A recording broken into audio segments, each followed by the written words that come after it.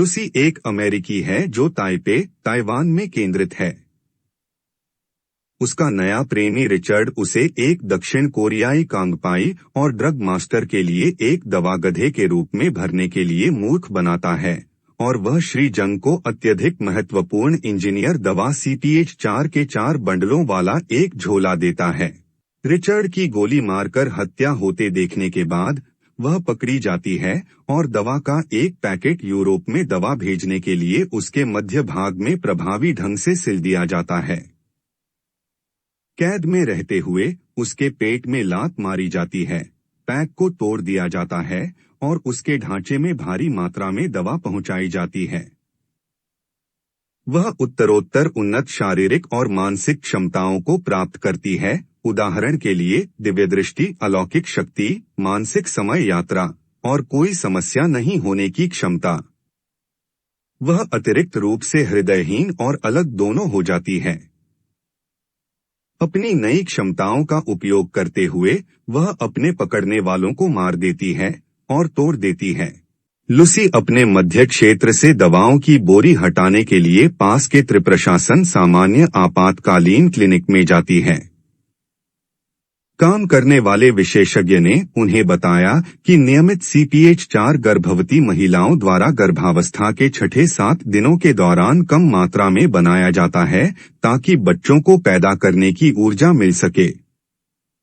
उन्नत शारीरिक और मानसिक क्षमताओं का विकास करते हुए लुसी मिस्टर जंग के आवास पर वापस आती है, अपने अभिभावकों को मारती है, उस पर हमला करती है और अपने मस्तिष्क से 3 बचे हुए दवा गधों के क्षेत्रों को दूर करती है।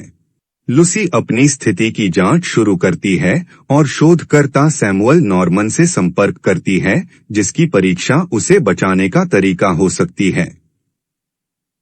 लुसी नॉर्मन के साथ बातचीत करने के बाद और अपनी बनाई क्षमताओं का सत्यापन देती है। वह पेरिस जाती है और पड़ोस के पुलिस कप्तान पियरे डेल रियो से संपर्क करती है ताकि उसे दवा के अतिरिक्त 3 पार्सल को ट्रैक करने में मदद मिल सके। उड़ान के दौरान वह टूटना शुरू कर देती है क्योंकि उसके फोन शैंपेन का स्वाद लेने से कमजोर हो जाते हैं। अपने उखड़ने से लड़ने के लिए लुसी अधिक मात्रा में दवा का सेवन करती है।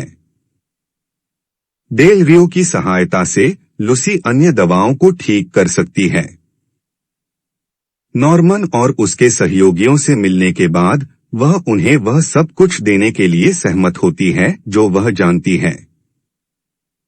शिक्षक की प्रयोगशाला में लुसी समय और जीवन के विचार की जांच करती है और कैसे व्यक्तियों की मानव जाति अपने विवेक का विरोध करती है।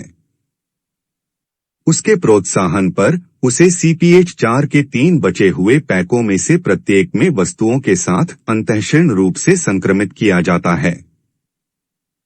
उसका शरीर एक काले पदार्थ में बदल जाता है जो लैब में PC और अन्य इलेक्ट्रॉनिक वस्तुओं पर फैलने लगता है, उन सभी को एक अत्याधुनिक सुपर कंप्यूटर में बदल देता है।